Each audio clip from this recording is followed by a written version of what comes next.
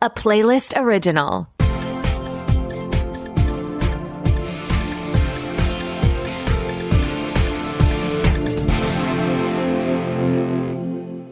Welcome to the Pilot Podcast, where we review the pilot episodes of TV shows to answer your question, should I watch this?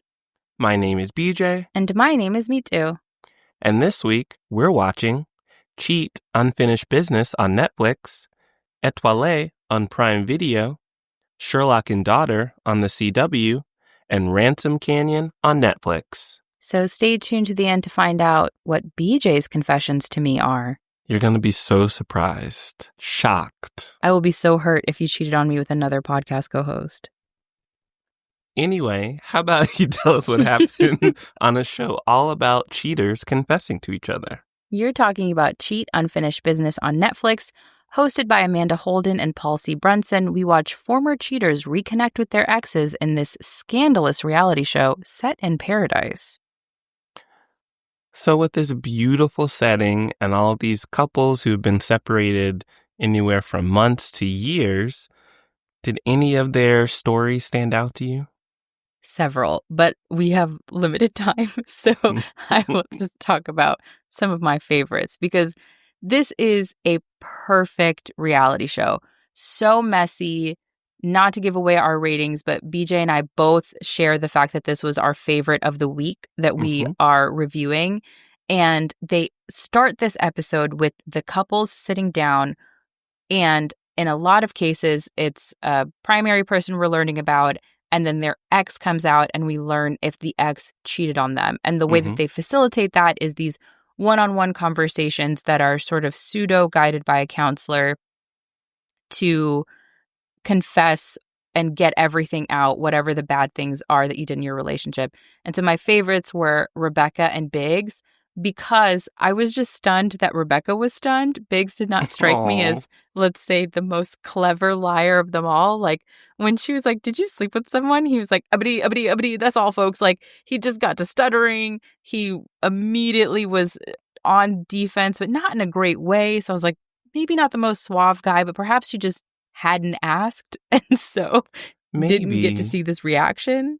She was very shocked, and Paul, the relationship expert, even said that she is emotionally mature compared to him.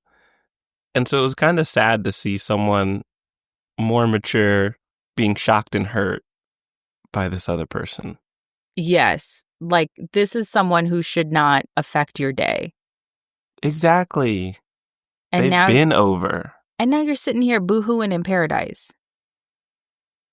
And then we have Steph and Andre, where I just wrote in my notes, girl, stand up. Stand up. Because you stood up years ago when you saw a text message on Andre's phone. It said, I miss you. That's all you needed to see. You said, confirms any concerns I had. You packed up and you dipped within 24 hours. Y'all never spoke. And then years later, here you are sitting in front of each other on this couch. And you go, I'm sorry that I left you in the middle of the night and sort of disappeared and absconded. Did you actually cheat on me? Did that I miss you mean something? And he was like, sexual relations did happen. And she was like, did you have sex with her, whoever this her is? And he's like, yeah, I mean, there were sexual relations. And then they go back and forth. And then finally he admits yes. And then she's like, how many times did you have sex with her? And he goes, a few times. And she goes, how many? And then he just goes, 3. I don't think 3, mind you, is necessarily the right answer. I think my man just said a number. And again, similar to Rebecca and Biggs, not the most, this is not Idris Elba. This is not Daniel Craig. We're not doing like a James Bond type character where it's like you're so smooth and suave with your lies that you're like sort of doing very clever doublespeak. Like we're fully in a place where these men are like, And so I thought it was very funny and odd to see how surprised she was, how emotional she was over it. Perhaps like she just never processed it because she just disappeared. She didn't get the full story. Yeah, she moved on. Yes. It is odd since the whole premise is cheaters coming back together, and then this whole pilot is about the cheaters admitting to what they did. Yet everyone is shocked. Even the hosts are like, wow, I don't know if I could come back from that. Yes. And then the hosts have to use language that feels more positive, right? Mm-hmm. So Andre's like, you neglected me, and that's why I cheated on you 3 times. And then the counselor was like, I feel like she's really hearing him. I have high hopes. And it's just, or there was another really ridiculous interaction between Tegan and Sean, which represented what I like about this show, where it's like not so black and white and everyone is toxic with everyone, or a lot of people are toxic with a lot of people, which feels good because then it's less sort of a guilty watch for me. Yeah, it's not all one-sided beating up on one person. Yes. A lot of cheating and cheating back happening. And so there was an exchange between Tegan and Sean where she was like, I kissed him. He's like, I slept with her because you kissed him. And then what cracked me up is when he was describing his night and he was like, it's a lot of these cheaters, when they're speaking, it's in passive voice. So he's like, yeah, I mean, this woman, I met her at a bar. She kissed me. She ended up in my taxi home. Mm-hmm. She was downstairs. I went upstairs to go to bed. She followed me up. Like, imagine speaking about a stranger in that way, but without intent. Like, yeah, I was just like at a cafe and then this dude kissed me. And then I went to take like an Uber home and turned to my right. He's in the Uber. I get home. I go, you know what? Let me go upstairs, take a nap. Like, this has been a long day. Suddenly, this man walks into my bedroom. Like, it just was so funny to hear him speak in those terms. And then they blow up from that. And the counselors were like, that was a quick exchange, but you can see that there's a lot of hurt. Like, they're trying to basically science their way through this very messy, fun stuff. They're keeping hope alive that these couples may be able to rekindle their relationships, heal some wounds. We heard a few apologies throughout this episode. Yes. So maybe one of them at least will try again. Though, do we want that? For me, not sure. Not sure any of these couples should be together. Especially when you hear that some of them have been separated for years. It's like, if y'all hadn't tried yet, I don't know if this show is the way to do it. Like, in this economy, going back to these people, I just don't know. Well, will you go back to more episodes of Cheat Unfinished Business on Netflix? Absolutely. The only thing that limited me from watching more episodes has nothing to do with the rules of this program, of just watching the pilot. It has to do with timing and logistics. I had only but so much time between watching that program and some other things I had to do today and then recording with you. I guess we were lucky listeners. Due to time and scheduling constraints, me too had to stick to just the pilot episode. And if you enjoy messy TV, if you're Messy TV Hive, this one is for you. You will enjoy this. The Brits are fun. They do reality TV, messy reality TV very well. They're very open and honest, which I appreciate. Me Too's in it for the mess. I will watch again seriously for the thought experiment aspect of it. Kind of like the first season of Love is Blind, where you're like, this is a weird premise. I'm getting that same vibe of like, do you really just bring cheaters back together and expect something new to happen? Unclear. But we can at least take things from paradise to New York, Paris. You're talking about Étoile on Prime Video?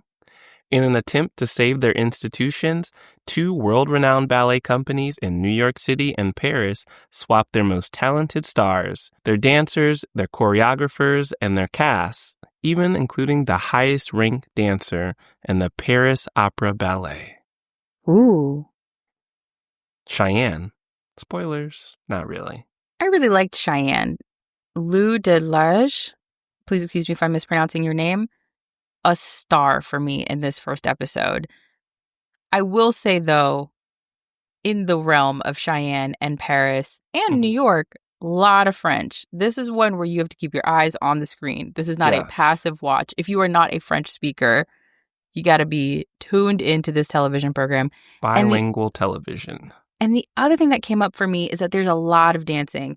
I learned that the creator of this show also created Bunheads, has a background in dance, and I could really see that. Because there were scenes where I thought things were fun and funny, and I don't know that dancing necessarily added to it, and perhaps for a very specific community it would, for people who enjoy dance and ballet. But for me, while I enjoy dance and ballet, I didn't need as many interstitials of dancing as there were. Like, there was a very, very funny scene where the heads of the New York and Paris ballets go back and forth, almost like a sports draft of like, okay, will you send me this dancer if I give you this choreographer? And it was very funny. There were very funny exchanges in that trade, especially because Jack on the New York side was so, played by Luke Kirby, was so hesitant to give up anyone. But each time they introduced someone, we had to watch them dance. And I thought there would be more plot to it. Like, I thought there would be a reveal, but it was just like, do you want Sam? And then we'd just watch Sam dance for like 30 seconds.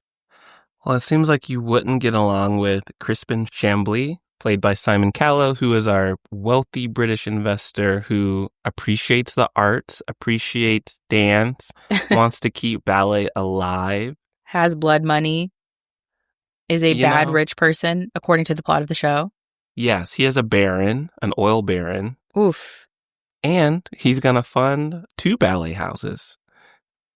I will say it was a lot of dance, even with another character, Tobias Bell, played by Gideon Glick, who's one of the American choreographers being sent to Paris.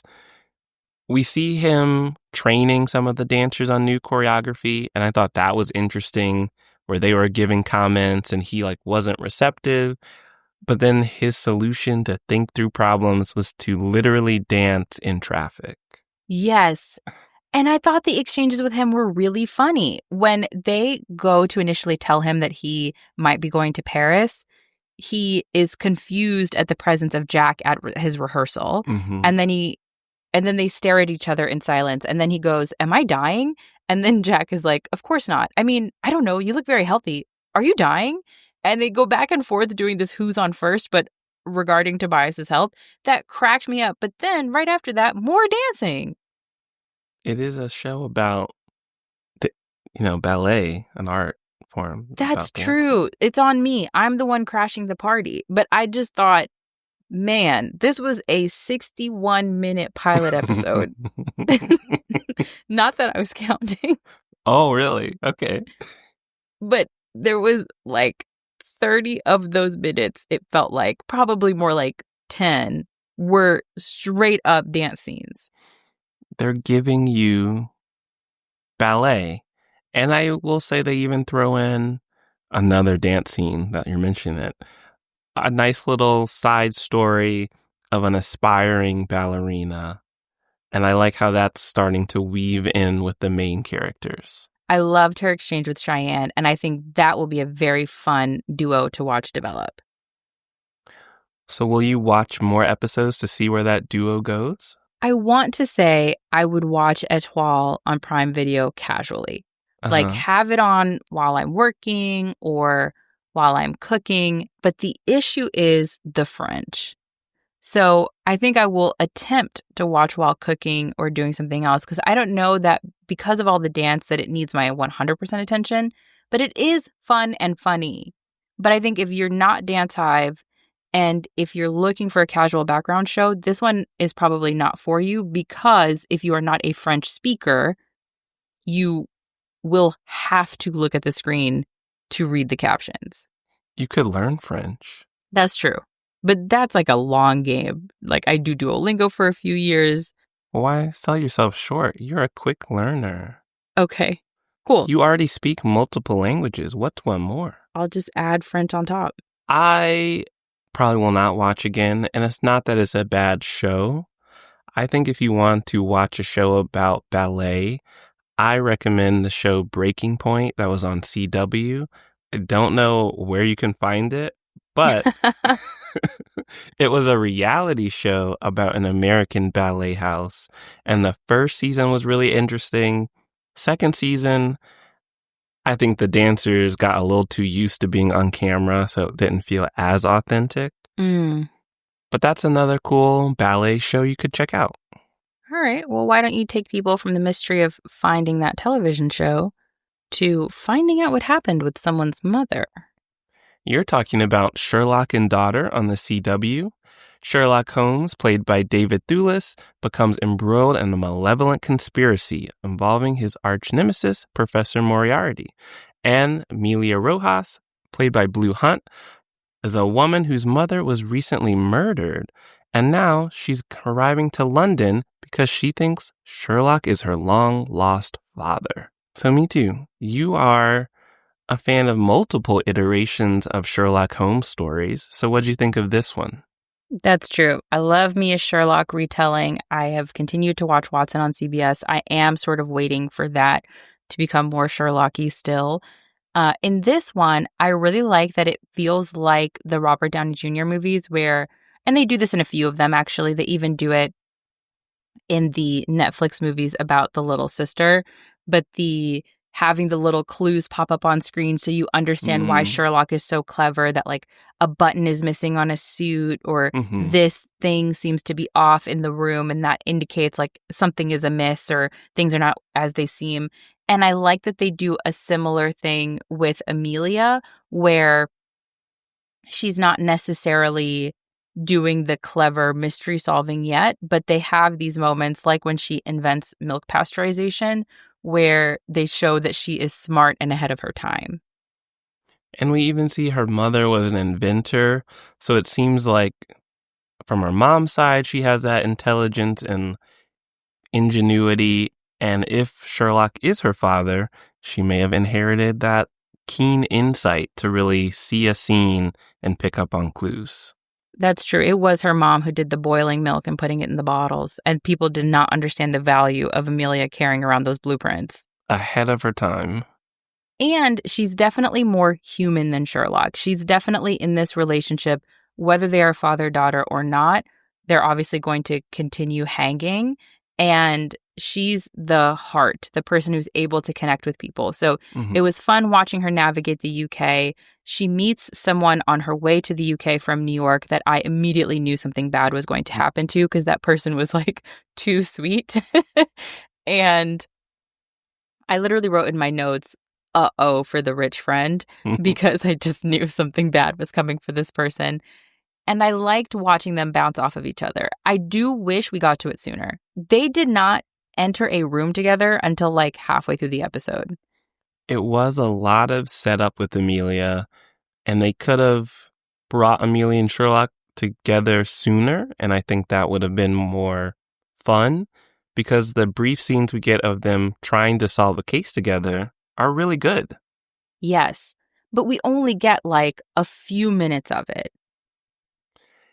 And I would also add part of that is something is going on with Sherlock where everywhere he goes, he sees pieces of red string, and that is his like sign to stop working on a case. Which is interesting. What's going on with him? And obviously, how is Amelia going to get him out of it? And, you know, this is very much a period piece, which I know you love. I understand why you snuck this show onto the list. So I bet you loved the little costumes, the sets. Great sets. You agree? I do think the sets are nice. Okay. But so I'm not period piece hive in the way that you are period piece hive. I don't like you just putting me in these categories, you know. I see a nice set and I want to recognize it and tell our listeners. Which is a beautiful thing.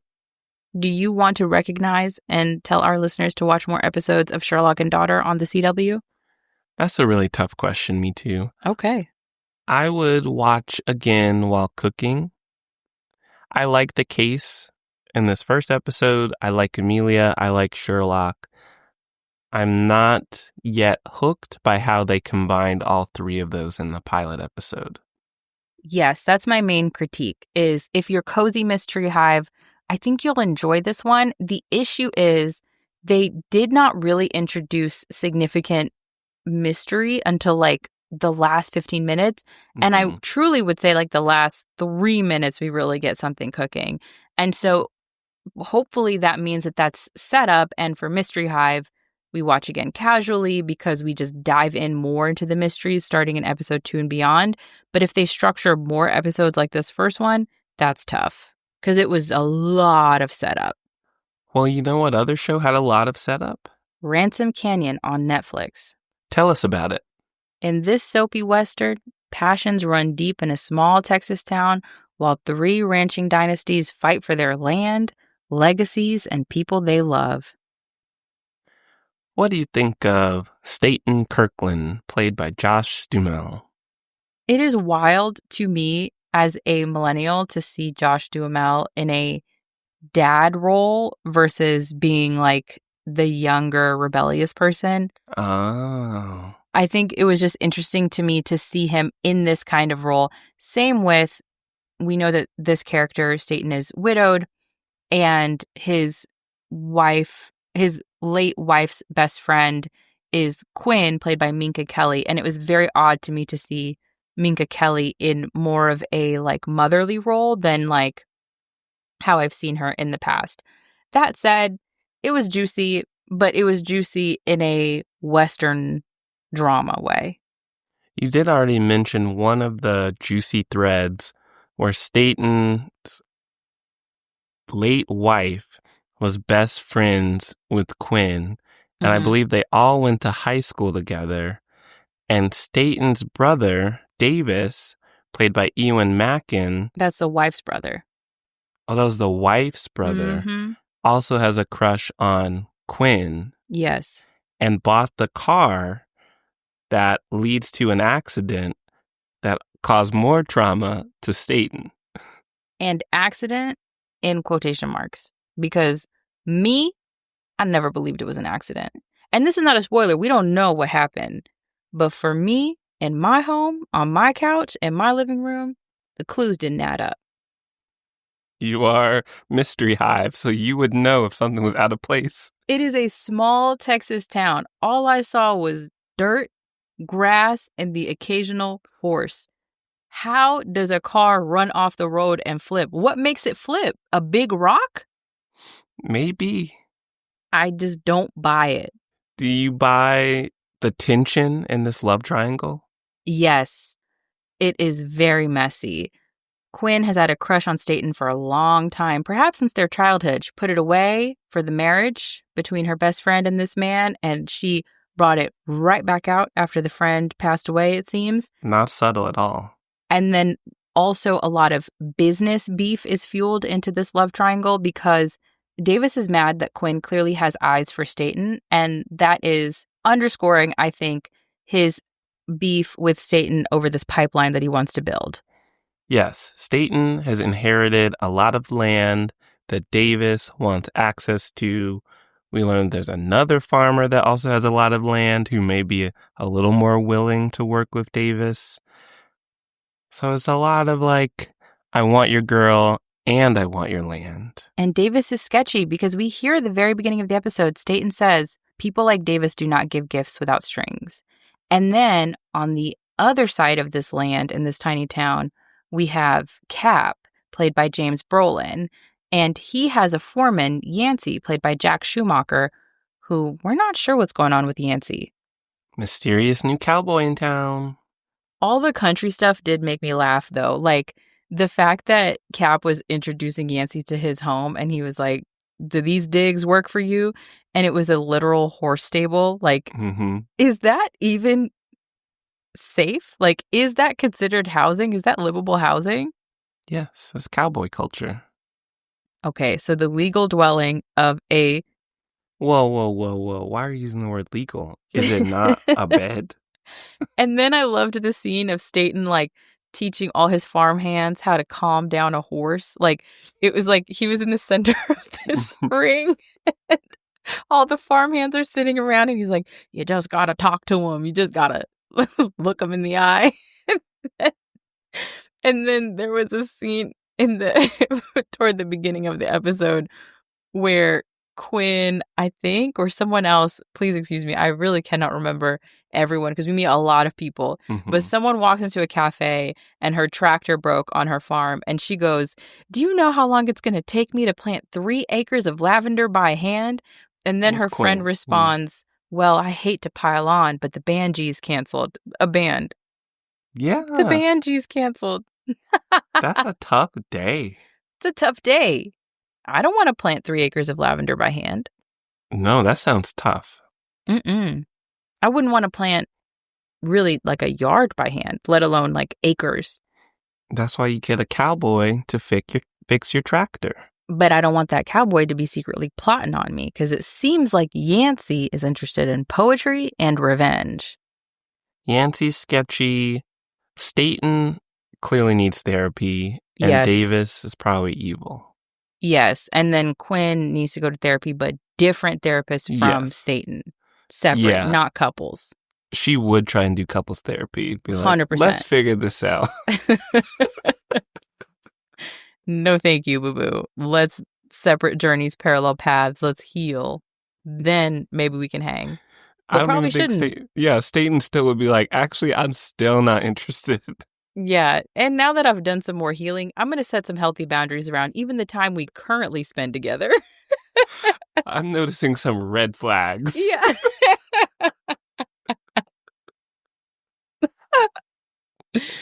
So, do you want to watch Staten possibly go on a therapy journey? Can you imagine? On Plot Ransom twist. Canyon on Netflix? Well, because I don't believe he will go to therapy in season 1, I would watch while traveling. Okay. This feels like an airport show where I am on a layover. I've got 2 to 3 hours. My plane was delayed. And I'm wide awake because if I go to sleep, it'll throw off my sleep schedule. And I'd watch an episode of Ransom Canyon. I've watched entire series like that. Is this going to be added to that list? No, I am not Western Hive. If you are Western Hive, if you like the shows on Paramount with Kevin Costner and Helen Mirren and Harrison Ford, where they're all doing different iterations of oil or something and hay bales, then I think you'll like this one. For me, I'm not hay bale story hive, so I will respectfully bow out. However, I am curious about the car accident that I deduced immediately was not an accident. And so I will just look that up on Wikipedia.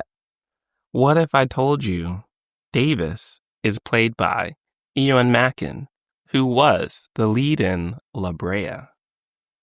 I know that's your show, but I just wish La Brea well. I only wish everybody involved in La Brea, meaning I only wish everybody involved in La Brea very well, especially their VFX. Can you believe it only ended a year ago? It was like early 2024. That is stunning to me. Off the strength of your viewership alone, that show lasted. I really think so. Sometimes there are shows on air that I genuinely, it's a silly thought because obviously it takes more than one person, but sometimes I feel like, am I keeping this on the air? Because no one I know watches this. Like, I'm just a woman alone on an island. Yeah. Tuning in every week. You know no one, you go online, no one's talking about it, and you're like, is it just dozens of us? 100? Is that we're enough? Just so passionate and so consistent that they're like, all right, throw them a bone. Give them a few more episodes. Maybe.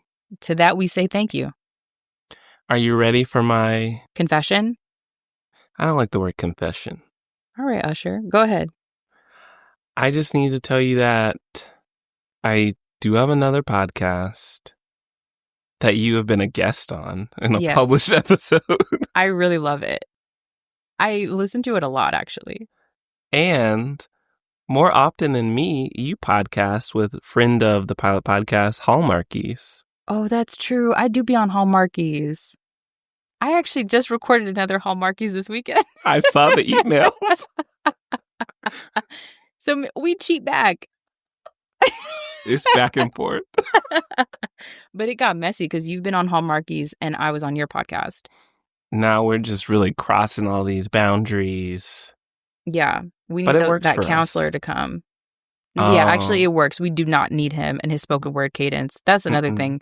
He's someone who pauses a lot, so it feels really important what he has to say when you play with tone and when you play with pauses. Do you understand? I can't engage with that. If you want to find more reviews from us, head to our website at pilotpodcast.com, or follow us on your favorite podcast platforms.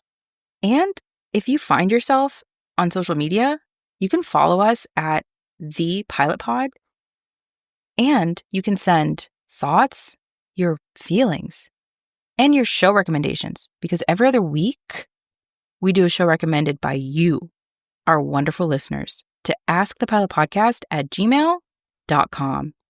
Thanks for listening. Bye.